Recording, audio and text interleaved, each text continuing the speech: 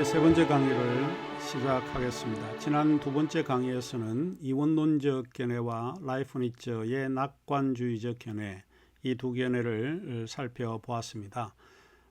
이제는 남아있는 두 가지 견해가 고전적 견해로서 남아있는데, 불교적 견해와 유대교적 견해를 우리가 이 시간에 각각 검토해 보도록 하겠습니다. 우선 불교적 견해를 먼저 살펴볼 텐데, 불교적 견해는 기독교적 견해와는 조금 다른 차이를 보입니다. 이 세 번째 강의에서는 종교철학 담론, 저희 교재 352쪽에서부터 364쪽에 나오는 내용을 주로 다루고 있습니다. 주로 제가 마지막 이 세 번째 강의에서는 교재를 중심으로 좀 살펴보도록 하겠습니다. 교재 352쪽을 여러분이 책을 가지고 있으시면은 열어주시면 좋을 것 같습니다. 이제 세 번째 대안으로서 불교적 견해인데, 사실 기독교 신학은 신을 인격적인 그 존재로 좀 규정을 하고 있습니다. 따라서 기독교 유실론의 신을 사랑과 선의 하나님으로 믿고 있죠. 하지만 이제 그러한 유실론적 신간에서 오는 도덕적이고 인격적인 그런 존재에 대한 비판을 사실 면할 수 없죠. 인격적인데 이 악이 있다라고 하는 그런 것 때문에 기독교 유실론의 하나님이 비난을 많이 받고 있습니다. 신을 인격적으로 볼 때 신은 도덕적 책임을 가지고 있습니다. 그럼에도 불구하고 만일 신을 인격적으로 보지 않으면 문제는 별로 없는 것입니다. 불교의 견해가 소위 이제 절대적 궁극자나 절대자를 인격적 존재로 이해하고 있지 않다라고 보는 것이죠. 비인격적인 존재로 보고 있기 때문에 그것이 무이든 궁극자이든 그것이 무엇이든 간에 불교는 인격적으로 존재자를 연구하지 않는다라고 볼 수 있습니다. 일찍이 불교의 교리를 철학적 그 사유의 형태로 받아들였던 사람이 철학자 쇼펜하우어인데, 쇼펜하우어는 악의 개념을 사실 이런 논지에서 설명을 해왔습니다. 기회가 되시면은 여러분이 쇼펜하우어의 그 논리를 좀 공부할 수 있는데, 우리가 시간이 없기 때문에 여기서 구체적으로 언급할 필요는 없을 것 같습니다. 간단하게 이야기를 하자면, 쇼펜하우어는 악의 문제가 신의 인격성에서라기보다는 인간의 인격성에서 찾아야 한다고 주장을 합니다. 다시 말하면 악은 인간의 문제이지 신의 문제가 아니다, 이렇게 주장한 사람이 쇼펜하우어입니다. 자, 그러면 돌아와서 이제 불교의 체계를 먼저 우리가 살펴보는 것이 굉장히 중요한 요소입니다. 불교는 모든 삶이 왜 고통인가라고 이야기를 합니다.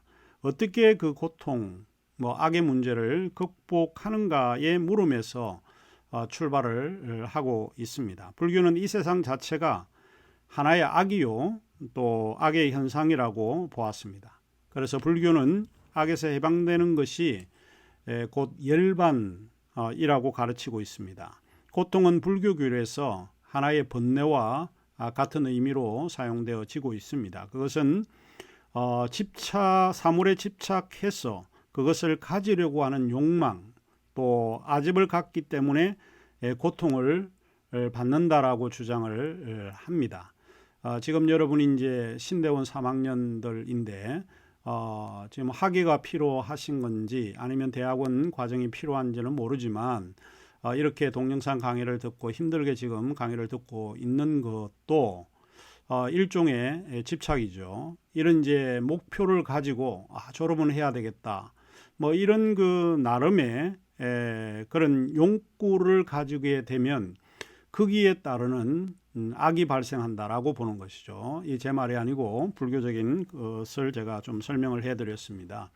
우리가 무엇인가 집착을 하고 어떤 욕망을 가지게 되면 거기에 악이 수반이 되어진다라고 보는 것이죠.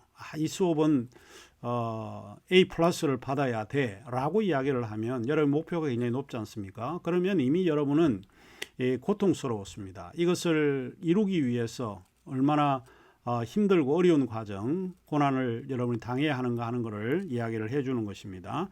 이 집착과 아집에서 물러나게 될 때 해방된다고 가르치는 것이 이 불교의 교리입니다. 그러니까 열정과 집착을 중지시키는 일을 불교에서는 열반이라고 이야기를 합니다. 그래서 고통에서 해방되는 것을 일종의 열반이라고 가르치고 있는데 불교의 악에 관한 생각도 마찬가지라고 생각을 하는데 불교의 우주관에 따른 하나의 결과에서 파생된 논의입니다.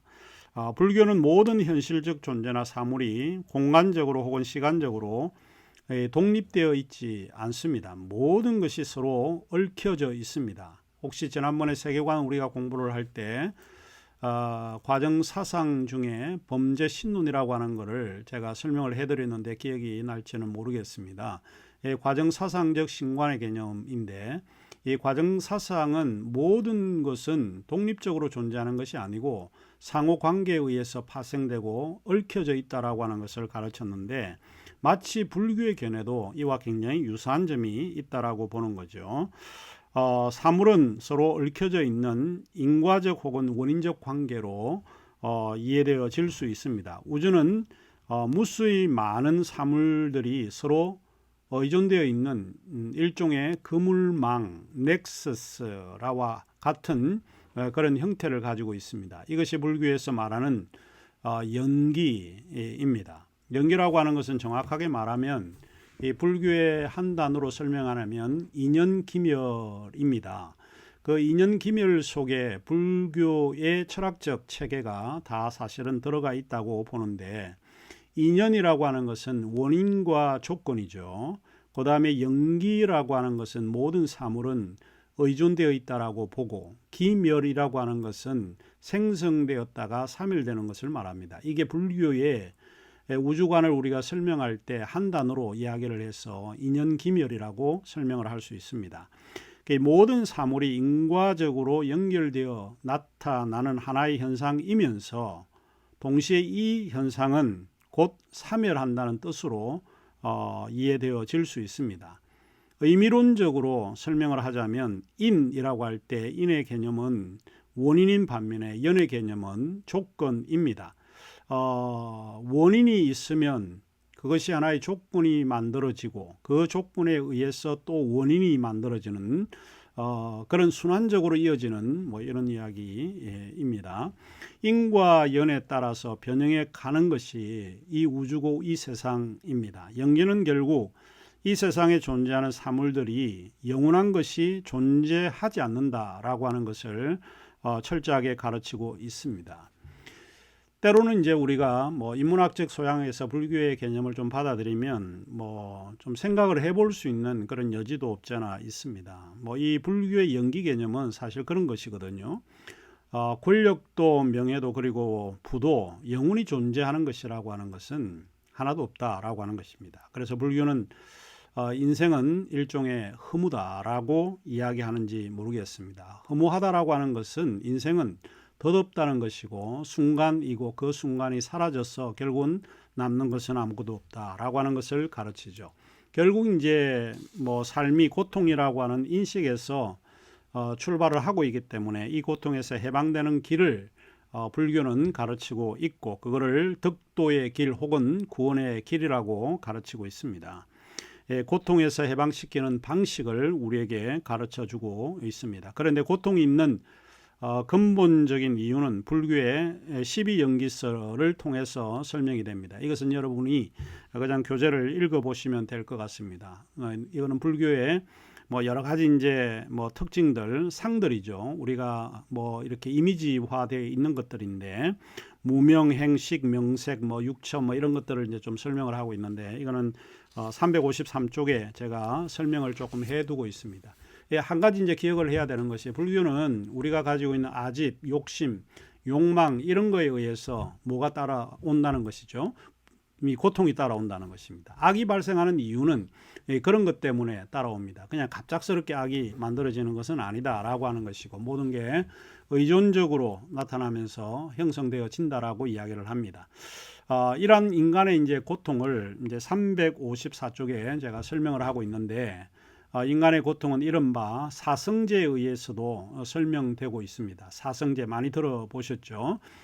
생로병사, 인간은 태어나고 늙고 병들고 죽는다라고 하는 이 네 가지 교리인데 사성제에 의해서 설명이 됩니다. 사성제에서는 부처는 네 가지 깨달음을 가르치고 있는데 인간의 모든 고통에서 해방의 길에서 부처는 소위 이른바 두카입니다. 불교에서 많이 이제 사용하고 있는 용어 중에 하나인데 두카의 교리에 의해서 그것을 극복할 수 있다라고 이제 가르치고 있죠. 이제 불교는 삶을 뭐로 특징 짓는가 하면 두카로 이제 설명을 하고 있습니다. 이것은 악과 고통이 이 집착과 뭐 열정 그리고 욕망에 나타나는 필연적인 결과라고 조금 전에 이야기를 해 주었는데 고통과 악이 우리가 사물에 고착하여 그것을 가지려고 욕망하고 아집을 갖기 때문에 고통이 오고 악이 발생하고 있다라고 보았습니다. 무엇인가 우리가 얽매이길 때 그것이 고통의 경험이고 악의 경험이 될 수 있다라고 보는 거죠. 여기서 원래 두카는 그 불교에서 설명을 할 때는 이 바퀴나 수레 혹 축 혹은 바퀴가 빗나가다라고 하는 그런 의미에서 사용되고 있는 말입니다. 이 악이 우리가 이제 바퀴가 4개의 바퀴라고 하면 4개의 바퀴가 똑같이 일률적으로 나아갈 때는 이게 악이 발생하지는 않습니다. 자연스러운 그 자체가 하는데 근데 하나는 크고 하나는 작으면 들컹거리게 되죠. 그래서 그 가운데 엇갈리게 되는 거예요. 서로 이렇게 맞물리게 되어서 서로 엇갈리는 상황에서 뭐가 발생하는가 하면 악이 발생한다라고 보는 거죠. 자, 이것이 이제 일종의 불교가 가르치는 악의 상태를 이야기를 하고 있는데 이러한 악의 상태를 이제 쉽게 말하면 바퀴가 이제 똑바로 가야 되는데 제자리에 벗어나게 되면 악이 만들어지게 되죠. 그래서 이러한 악의 상태를 제자리에서 벗어났다라고 하는 뜻으로 사용되고 있습니다. 자연스럽지 못한 것은 사실 악이 만들어지고 또 행복에서 멀어지고 고통을 경험하게 된다는 말입니다. 불교에서 가르치고 있는 것 중에 하나가 자연스러운 게 가장 선한 것이고 좋다는 것입니다. 내가 인위적으로 뭔가 내 욕망에 의해서 뭔가 탈취하려고 할 때는 그게 악이 만들어지게 되고 남에게도 피해를 줄 수 있다라고 보는 거죠. 따라서 악이라고 하는 것은 바퀴의 그 중심축이 서로 맞지 않은 상태 때문에 중심이 맞지 않아 서로 마찰을 일으키고 굴러가지 못하고 심한 고통을 느끼는 거라고 주장을 합니다. 이러한 이제 악을 극복하는 방식이 이제 불교에서 가르치고 있는 것이 이거는 여러분이 많이 알고 또 많이 들어보고 또 알고 있는 내용인데 팔정도 들어보셨죠? 팔정도 8가지의 바른길을 실천하게 되면 이 악을 극복할 수 있다. 고통에서 해방될 수 있다라고 가르치고 있습니다. 간단하게 여러분에게 좀 소개를 할 텐데 제가 참고한 책은 제가 미국에 유학할 당시에 읽었던 책이기 때문에 에이브라함 캐플란이라고 하는 저자가 쓴 책입니다. 인과성의 원리에서 그 인생의 고통과 악의 근원적인 원인이나 조건을 밝히고 있는데 제가 참조한 책은 한국에서 지금 알려져 있는 그런 책들을 참고한 것은 아니고 에브라함 캐플란의 이야기를 제가 조금 받아들인 철학서적입니다. 받아들였던 내용이라고 하는 것을 먼저 밝힙니다. 첫 번째로는 정견이라고 하는 것이 있습니다. 이것은 올바른 견해나 지식을 말하고 있는데 사람은 사회적 동물로서 올바른 판단과 견해가 필요하고 삶의 고난을 극복하는 길은 이치에 맞는 계획을 세워야 하고 분명한 마음의 이정표를 가지고 있어야 한다라고 주장을 합니다. 그래야 이제 악을 극복할 수 있고 두 번째로는 정사입니다. 이거는 올바른 마음가짐을 뜻하는 것인데 뜻을 올바로 가져야 삶을 갈팡질팡하지 않고 살지 않고 또 시종일관하여 자신의 욕망을 극복할 수 있다라고 본 것입니다. 셋째로 이제 정언인데 이것은 올바른 언어를 사용해야 한다는 것입니다. 인격을 표현하는 신앙의 삶을 나타내는 말입니다. 여기서 바른 말하기란 거짓이 없는 언어 그리고 진리를 말하는 도덕적인 언어여야 합니다. 우리가 악을 만들고 살인이나 뭐 폭행 이런 것이 일어날 때 여러분 자세히 관찰해 보셨는지는 모르겠지만 그 안에 무엇이 들어가 있는가 하면 말 한마디가 들어가 있습니다. 말을 어떻게 사용하는가에 따라서 악이 만들어지고 선한 마음이 나타나기도 하는 것이죠. 그 이야기를 하고 있는 겁니다. 네 번째로 정업입니다. 이것은 올바른 행실이나 행동을 말하는 것인데 잘못된 행위는 업으로 보상받는다는 불교의 중심적인 그런 교리입니다. 그 다음에 다섯 번째로 정명입니다. 정명.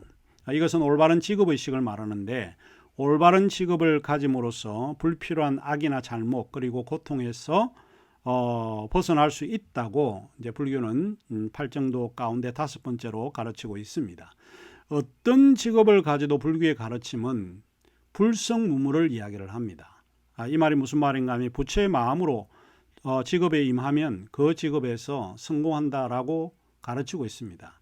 우리 기독교에서도 종종 이런 표현을 좀 쓰고는 있는데 예수의 마음을 가지게 되면 이 모든 게 선하게 보이는 것입니다. 우리가 그리스도의 마음을 가지게 되는 게 중요한 것처럼 이 불성무물이라고 하는 것도 뭐 그런 유로 좀 설명해 볼 수 있지 않을까 생각을 합니다. 여섯 번째로 정정진입니다. 정정진. 이것은 올바른 노력을 말하고 있는 의미입니다.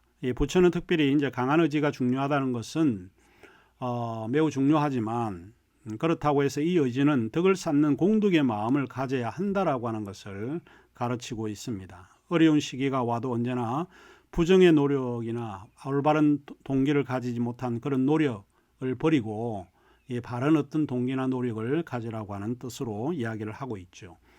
일곱 번째로 정념입니다. 이것은 바른 마음가짐과 불필요한 상념에 잡히지 않을 것을 가르치는 교리입니다. 그래서 불교는 인간 존재가 인간의 생각하는 마음의 결과다 이렇게 가르치고 있습니다. 그리고 마지막 여덟 번째로 정정입니다. 정정. 이것은 정신을 집중하여 마음을 가라앉히는 일을 말하고 있는데 이거는 종교적인 그 수양의 의미로 사용을 하고 있고 최근에는 이 정정의 개념을 요가의 개념에서 좀 설명을 하고 있다고 볼 수 있습니다. 그래서 자신의 수정적인 삶을 요구하는 것이 그 진리를 터득하는 그 길이다라고 주장을 하고 있습니다. 뭐 요약을 하자면 악에 대한 불교의 입장은 다른 방식과는 달리 인간 존재에서 출발하는 새로운 형태의 방식이라고 할 수 있습니다. 하지만 이것은 유실론에 나타난 문제와는 달리 악의 현실성을 인정하면서 악의 문제에 접근하고 있습니다.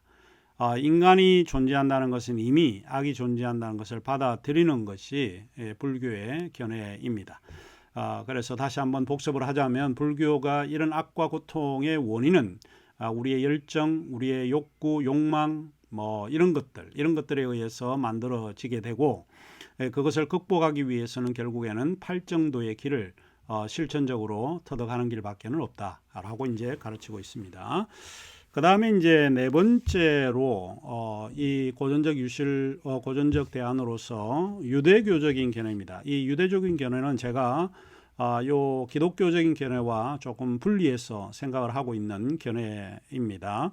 유대교적 견해는 기독교적 견해와 조금 다르고 이 구약적인 그런 견해라고 볼 수 있습니다. 유대교적 견해는 악의 문제를 신앙적 삶의 지표로 이해를 하고 있습니다. 악이라든지 고통의 현상은 일시적인 현상이 아닌 반복적인 현상입니다. 우리 구약 성경을 보면 재앙이라든지 역병이라든지 지금 현재 코로나19 같은 이런 역병들이 일어나는 현상을 불순종의 결과로 이해하는 경향이 굉장히 많이 있습니다. 이처럼 악이 야훼에 대한 불순종의 결과에 따른 현상으로 이해하고 있기 때문에 유대인들은 악을 소위 야훼의 징벌로 받아들이고 있다라고 하는 것입니다. 왜 야훼는 그의 충성된 종들을 구원하기 위해서 개입하지 않고 악이나 고통이라는 수단을 통해서 그들에게 무엇인가를 일깨워 주려고 했을까? 왜 야훼는 무고한 사람에게 그러한 수단을 통해서 고통을 당하게 했을까? 뭐 우리가 갖는 질문이 거기에 있습니다. 자, 이러한 물음들은 창세기 서두에서부터 시작을 하고 있습니다. 창세기 1장 31절에 보면 하나님은 그가 창조하신 모든 것을 보시고 심히 좋았더라 라고 말씀하셨습니다. 이는 세상의 모든 것은 선하게 지음을 받았다라고 하는 뜻이죠. 하지만 성경은 악의 발생이나 그 과정에 대해서는 명확하게 말하고 있지 않다는 것입니다. 교회에서 배운 전통적인 견해나 가르침에 따르면 구약 성경에 나오는 루시퍼가 악의 기운으로 삼고는 있습니다. 루시퍼는 하나님께 불순종한 타락한 천사이고 그가 바로 악의 진원지다. 이런 이제 문제는 우리가 이제 대면에서 수업을 할 때 조금 서로 논의를 해보면 좋은 주제가 되지 않을까 싶습니다. 그래서 루시퍼에 관해서는 그냥 여기서 더 이상 언급을 안 하는 게 좋을 것 같습니다. 루시퍼라고 하는 말은 흔히 이제 킹 제임스 번역에 나오는 타락한 천사로 알려져 있지만 실제로는 루시퍼의 개념이 타락한 천사를 의미하는지 또는 그 단어가 성서적인 그런 의미인지 아닌지 킹 제임스 번역의 오역인지 대해서는 논란의 여지가 있을 것 같습니다. 그거는 우리가 대면에서 조금 살펴보면 좋을 것 같습니다. 이제 여호와로부터 받는 고통이나 악의 경험이 이제 꼭 나쁜 건가라고 이제 우리가 물을 수 있는데 유대교적인 견해는 그게 꼭 나쁜 것은 아니다라고 보는 거죠. 유대인들은 그것이 반드시 나쁜 것만이 아니라고 이야기를 하고 있습니다. 죄의 대가나 형벌을 제공하는 여호와의 목적은 인간으로 하여금 죄에서 돌이키게 하기 위해서 그것을 허용한다라고 보는 것입니다. 말하자면 악과 고통을 허용하는 목적은 하나님이 그의 백성들을 사랑하기 때문에 허용하신다는 것입니다. 결국 유대인들은 악을 허용하는 이유가 단순히 징벌에만 있는 것이 아니고 그 백성들을 단련하고 보다 성숙한 신앙인으로 만들기 위한 훈육적인 그런 의미를 가지고 있다라고 주장을 합니다. 그래서 교육적인 목적이나 훈육적 수단으로 이 악이 사용되어질 수 있다라고 이제 주장을 합니다. 구약 성경의 욥기에 등장하는 욥의 친구들이 의인은 흥하고 악인은 망한다라고 하는 일종의 판에 박힌 신명기의 신학을 언급한 것도 아마 유대교적 대안이 어떤 것인가 하는 것을 우리가 짐작해 볼 수 있습니다. 악에 대한 유대교적 대안은 죄와 벌, 의와 축복, 인과 응보에 따른 결과로 이해를 하고 있습니다. 구약 성경을 이제 인용해 보면 유대교적인 대안이 무엇인가 더 정확히 살펴볼 수 있는데 여러 이제 성경 구절이 있습니다만은 제가 한 가지에만 여러분에게 좀 사용을 하겠습니다. 신명기 4장 24절에 보면 여호와께서 너희를 택하시고 너희를 쇠 풀무 곧 애굽에서 인도하여 내사 자기 기업의 백성을 삼으셨다라고 말씀을 했고 이사야 48장 10절에 보면 보라 내가 너를 연단하였으나 은처럼 하지 아니하고 너를 고난의 풀무에서 택하였노라 했습니다. 그러니까 결국에는 우리로 하여금 성숙한 사람이 되기 위해서 하나님께서 유대교적 관점에서 보자면 악을 허용하신다. 결국은 교육적인 목적이라든지 훈육적 수단을 통해서 하나님께서 그의 백성을 가르치고 있다라고 하는 이제 그런 것을 이야기를 합니다. 이 유대교적 견해는 사실 좀 많은 문제를 가지고 있습니다. 그거는 실제로 이제 악과 고통을 당하는 사람들을 볼 때 저게 하나님의 징벌이구나라고 단언적으로 추론할 수밖에 없는 그런 여지를 만들어주기 때문에 어쩌면 굉장히 좀 위험한 대안이 될 수 있지 않을까 생각을 합니다. 그럼에도 불구하고 이 대안을 받아들이고 있는 그 기독교 신학자들 가운데 좀 한 기독교 변증가죠. 한 사람 가운데 C.S. 루이스 같은 사람이 상당히 이 견해를 굉장히 좀 좋아합니다.